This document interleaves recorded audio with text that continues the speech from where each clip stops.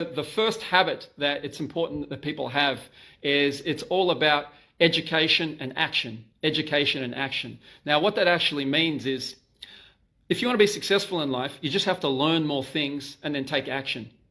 Learn again and then take more action. And it's just this loop of education, action, that whole thing. A lot of people get confused with all the different modalities out there that they think they have to do a million different things. If I look at the success that our students and myself have got in life, it's just learning a whole bunch of new stuff and then taking action on it. The problem is people either they're not open to new learnings, or they have all these new learnings and they don't do anything with it because they're overwhelmed, or because they're perfectionists, or because they procrastinate, or something like that. So my advice is learn wherever possible. So in my own personal life, this could be learning from different people that you meet, could be from blogs, YouTube channels, podcasts. My advice, no matter where you learn from, whether it's a course or a coach, you want to have a goal in mind. Don't just learn because it's something cool. Learn so that you can apply it, hopefully today. So everything that I learn, I'm learning because I've got a goal that I want to use that for today, or this week, or hopefully even this month. So right now, as an example, I've got a goal of starting a podcast. So the thing I'm going to be learning about on the way to work, listening to a podcast or a YouTube channel or talking to people, it's all going to be about podcasting. Why? Because I'm going to learn that today and put that into action today. So consistently learn things, but have a specific purpose in mind of how you're going to use it as quick as possible. A really cool hack that I found is I personally like reading. That's one of my preferred methods, especially in downtime. So I'll give you an example. I have the app called Kindle on my phone. You don't have to go and buy the Kindle ebook reader or anything like that, but I have the Kindle app on my mobile phone, and I have a whole bunch of books, and whenever I have spare time, I open it up and read it. So let's say I'm waiting in line for something. I might only have 5 minutes waiting in line for, I was going to say coffee, but I don't drink coffee, waiting in line for a sandwich. I'll pull out the Kindle app on my phone and then pick up where I left off of this book. But now over the course of 2 weeks, just through that, what we call net time, no extra time, of like being on the toilet, I mean, that's kind of a disgusting example, but being on the toilet, or as you're about to fall asleep, or waiting in line, or waiting to meet someone, I can read an entire book. And that's a fantastic thing to do, as opposed to just like read a few random articles in a newspaper or check social media for a bit. You can actually do something productive. The great thing about having that book is now you don't really have to think about what to do.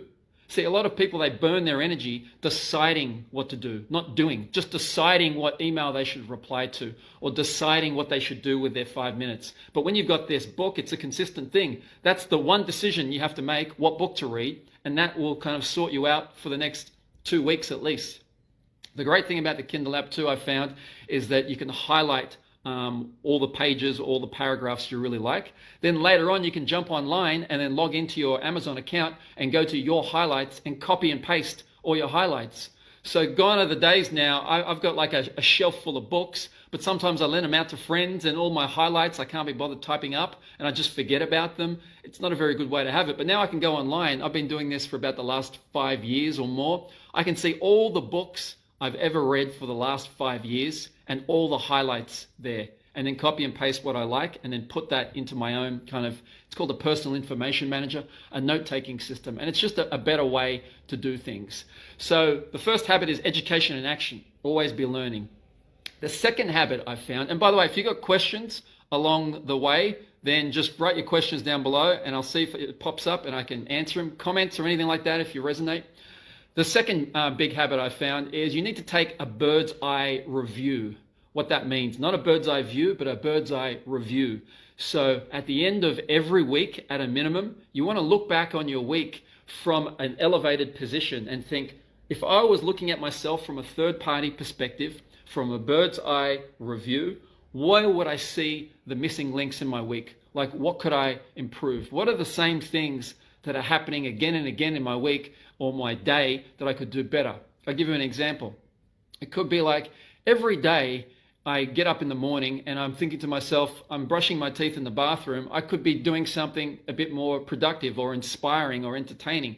That happens every day, but I'm always too busy to do anything about it. So now at the end of the week, I think, all right, let's think about this for 5 or 10 minutes, put some systems into place. I could download an Audible ebook and not Audible ebook, an Audible book, audio book, and listen to that instead. So now I've got my bathroom time kind of sorted. Or it might be like every time I go to practice in front of the camera, like I did a 10-day challenge recently in the Marketing Made Easy Facebook group, which you're welcome to join. But it might be every time I sit down in front of the camera to hit record, I get nervous and I procrastinate. I resist this task of speaking to the camera. That happens every time. If I don't take a bird's eye view and think, hang on, what am I doing? I'm kind of doomed to repeat that mistake forever. So you might think to yourself, all right, how could I make this easier to do? What am I missing here? How could I make this an enjoyable experience? I'd ask myself an empowering question, and it'd be something like, I know, I should do a warm-up before that. So before I sit down in front of the camera, I don't just wake up in the morning, think I should record a video, and then sit down in front of the camera. I'm going to do about 15 minutes of warm-up. I'm going to warm up my voice. I'm going to warm up a particular skill. Maybe I want to practice facial expressions. Like that's one of the things I want to practice now, having more facial expressions. Maybe I want to practice body language.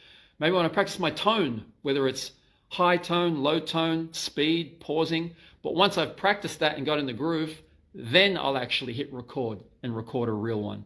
So taking a bird's eye view, I'll give you another example of that. For those of you who've got businesses or you've got a career that you're wanting to improve a lot, you might think to yourself, all right, all of the time that I spent this week, 40 hours a week, 50 hours a week, whatever you spent, could I have been working smarter, not harder? How could I have done things by a computer instead of manually? Could I have outsourced that? Could I have delegated? Am I working very hard in the wrong direction?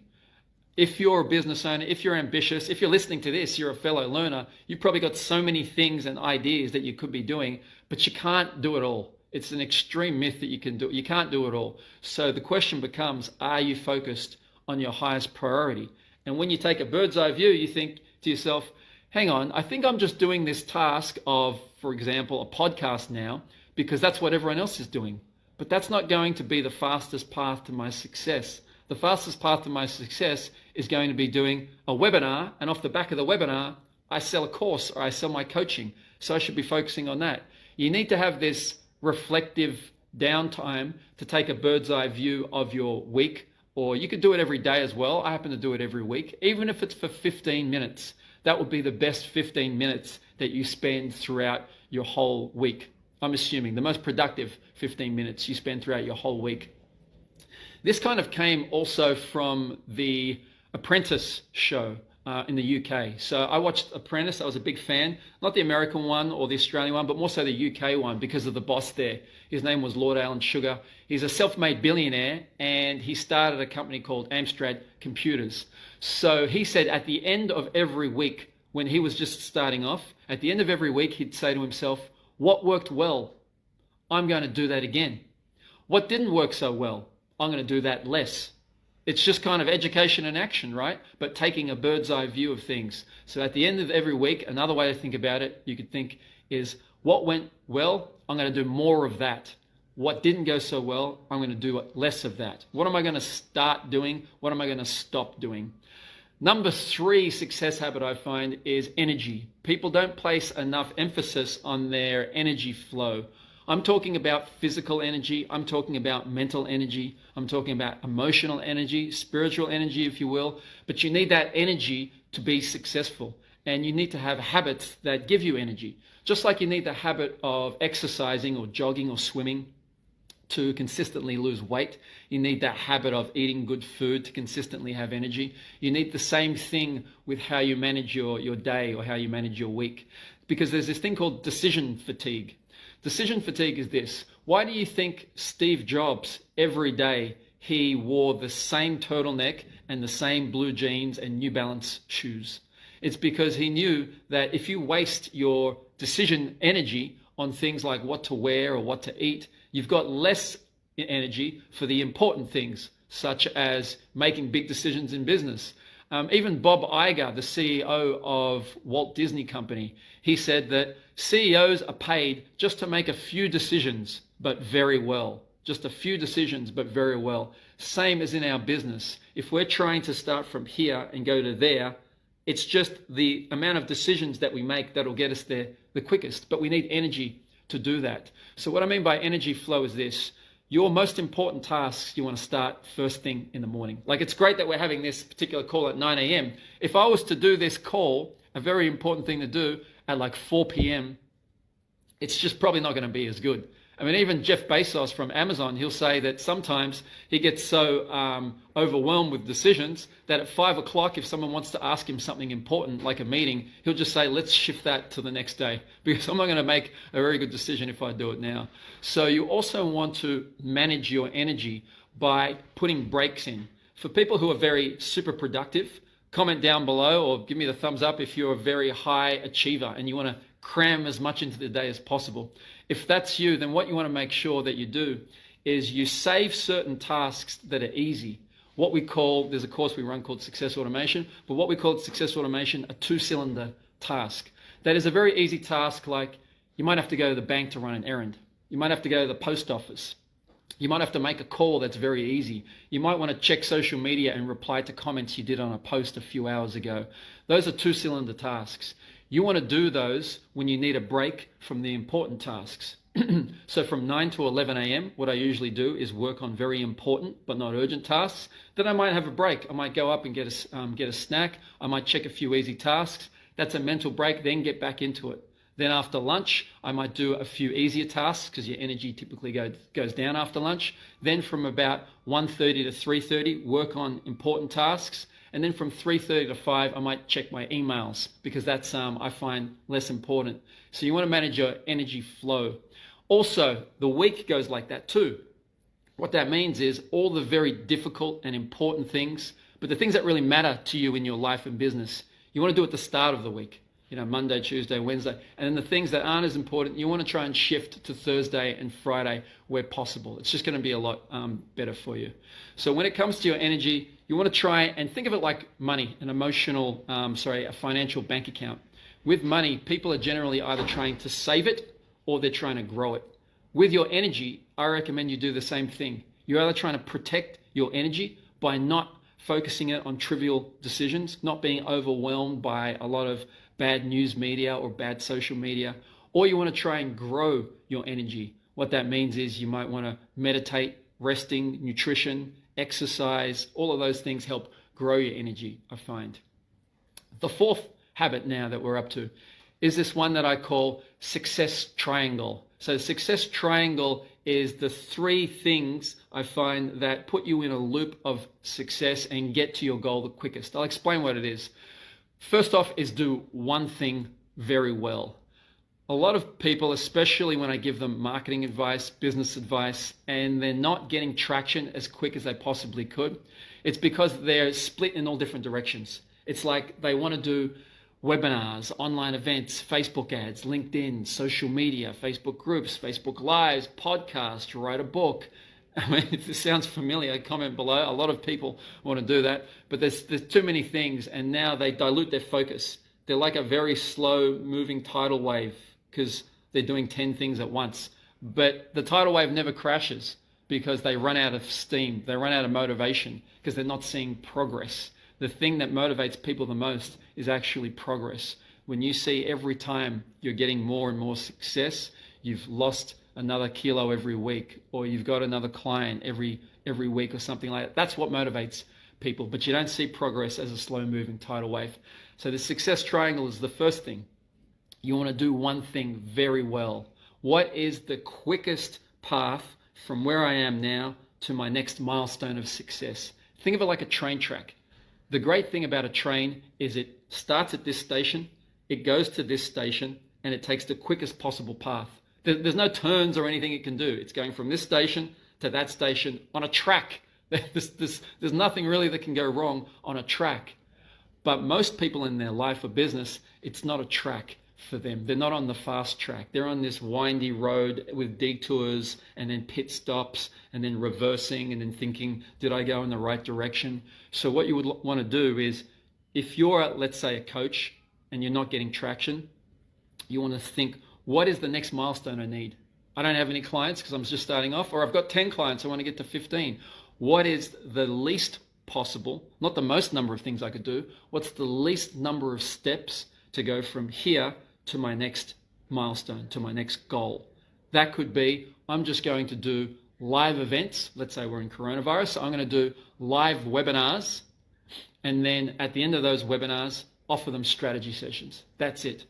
Then you write that goal down, and all in, you're going to win. All you're going to do for the next week, month, however long it takes, is focus just on that one thing.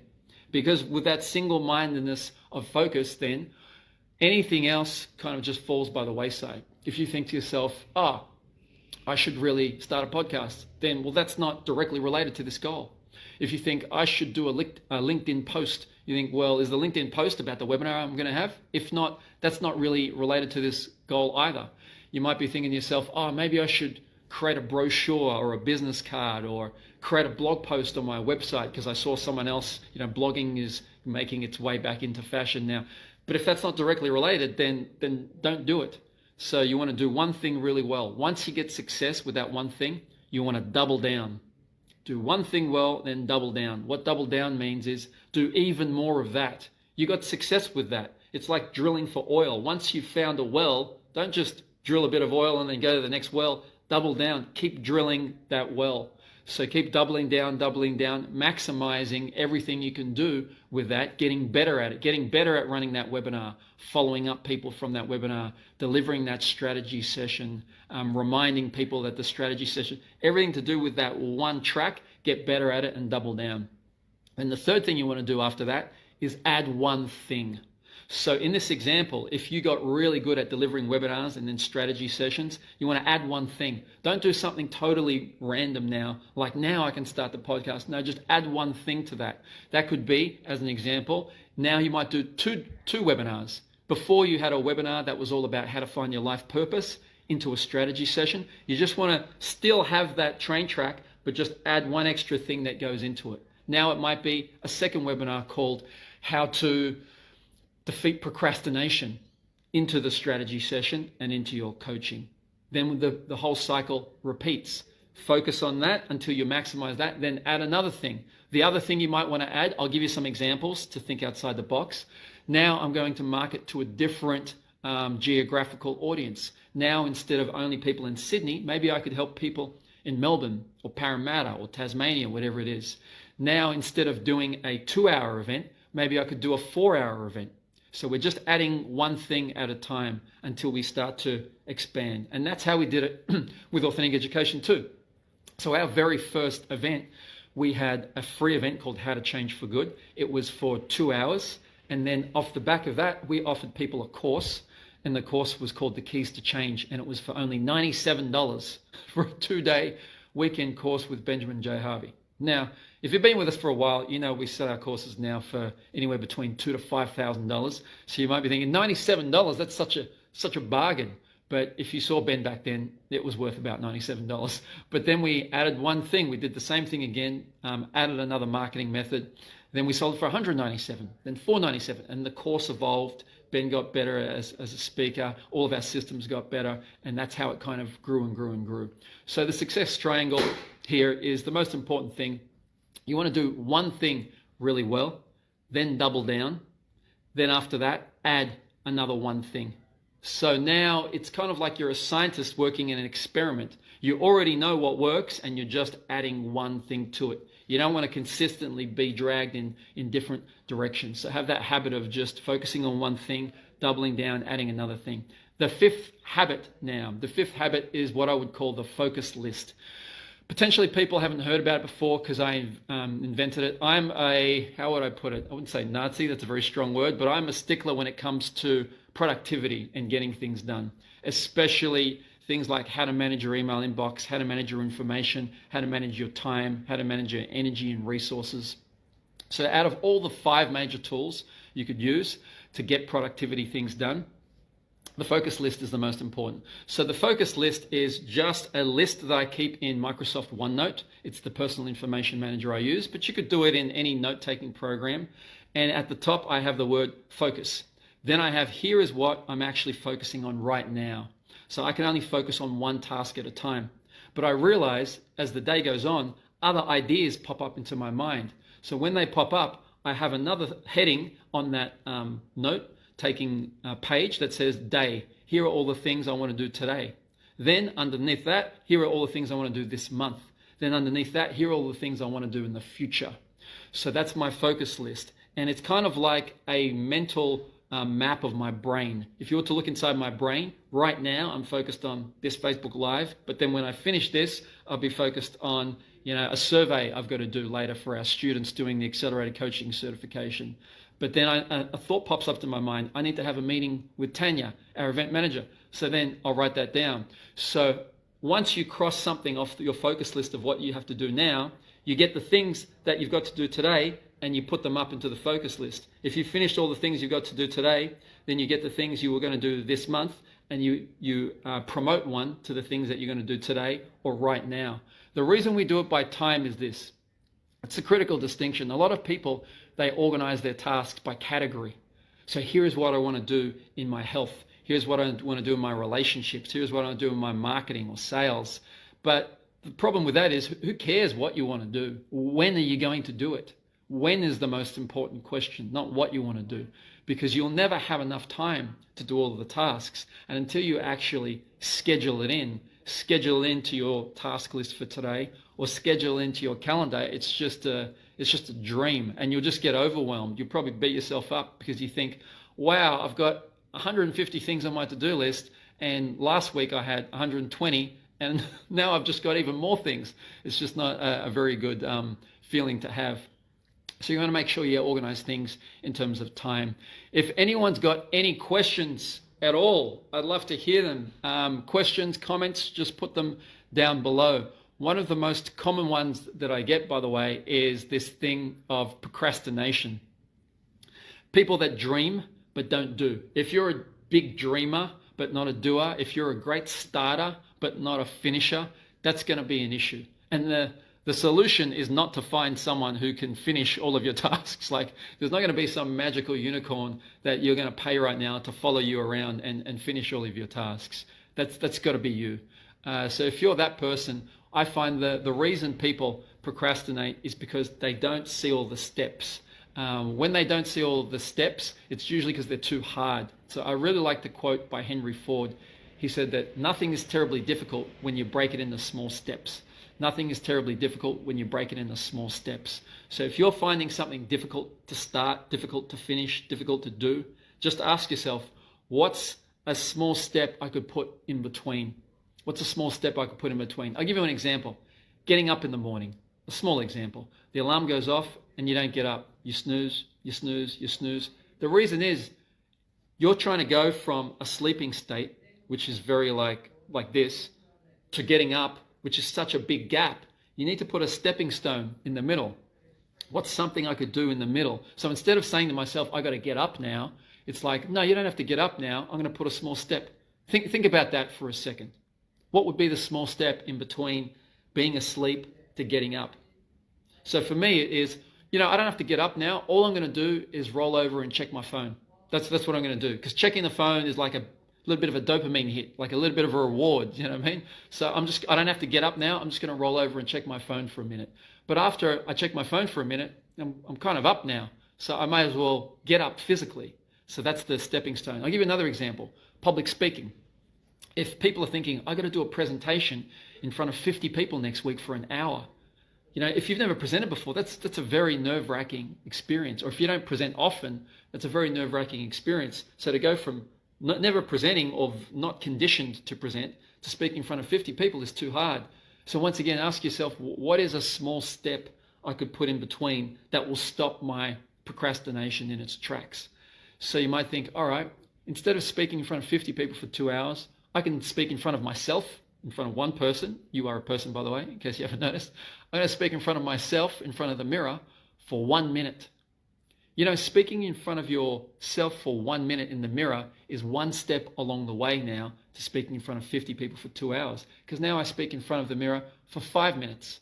Now I drag my mother or my wife or my husband or my friend in the room. Now I'm speaking in front of 2 people, me and them, for 5 minutes. Then 5 people for 10 minutes. Then 15 people for half an hour. And then before you know it, 50 people for 2 hours is not such a brain overload for people. This gets recorded and saved in the group so you can watch over and over. Yes, it does. So that's all we've pretty much got time for. There is so much more, by the way, that I would love to share with people. When it comes to productivity and success, I believe it's the most underrated form of wealth creation. The most underrated form of wealth creation that people underestimate. Just by doing more, you're going to make more money. That's pretty much how it works. And all these dreams that you've got, if you want to put them into action, you need to master this habit of productivity and success. That's why in our company, one of the very first courses we created was one called Success Automation. If you've done Success Automation, just type below. It masters the 3 most critical parts of being the most productive and successful version of you. The first part is the mindset. Your mindset of whether it's procrastination, perfectionism, potentially, some people say they're inherently lazy. They just don't have the right system there.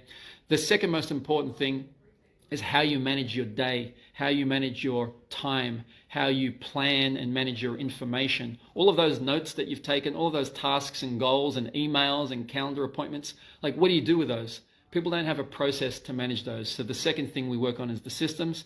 And third thing is the technology. So people are doing the heavy lifting instead of letting computers do the things. Like we go through how to use Microsoft OneNote, how to manage your calendar, email properly though, how to get a 0 inbox at least once every week, all these different things. It's coming up. We've actually now pivoted to doing online courses. So today is the second of a 6-day accelerated coaching live streaming event we do. People get a manual and everything and work from the comfort of their own home. I think we've got over 60 participants on that course, but Success Automation is coming up in a couple weeks' time. And that's going to be an awesome course. I'm going to teach a whole day of it, the day about technology, because I'm a technological, I wouldn't say freak, that's a harsh word, but I love technology. And just simple things from like over 20 years of learning about productivity and technology, I'm going to instill with people just to make it really easy for you to get more things done, get to your goals a lot quicker, and be happier and wealthier if you've got a business too. So if you would like to learn more about that and just have a very casual chat with one of our course advisors here, I would go to authentic.com.au, so authentic, like our name, .com.au/yes, authentic.com.au/yes, and just have a conversation to see if this course could be a match for you and how we could help. It's not going to be any kind of hard selling or anything like that. It's just a casual conversation about where you're at right now and if you or not. So that's pretty much it. From one fellow business owner, from one fellow learner to another. I hope you got so much out of this session. I've tried to pack in as much as I could. Probably spoke a little too fast for the last, I don't even know how long it's been. Geez, half an hour. I thought it was like 15 minutes. I tried to pack in as much as I could the last half hour. If you got any questions, put them down below and I'll come back later this afternoon and answer them too. But if you're a dreamer, not a doer, if you procrastinate, or if you're already a doer but want to get even more done, like myself, if you're like a super high achiever, I highly recommend just have a chat to one of our team, authentic.com.au/yes, and check out Success Automation. It's been a pleasure sharing all this information with you. And thank you for everyone who's on the lines. Sally, Kelly, Mandakini, Patty for the invite as well. And until we meet again, just remember, you don't have to get it right. You just have to get it started. Thanks, everybody. Have a fantastic day. Have a happy and productive day, as someone once said to me.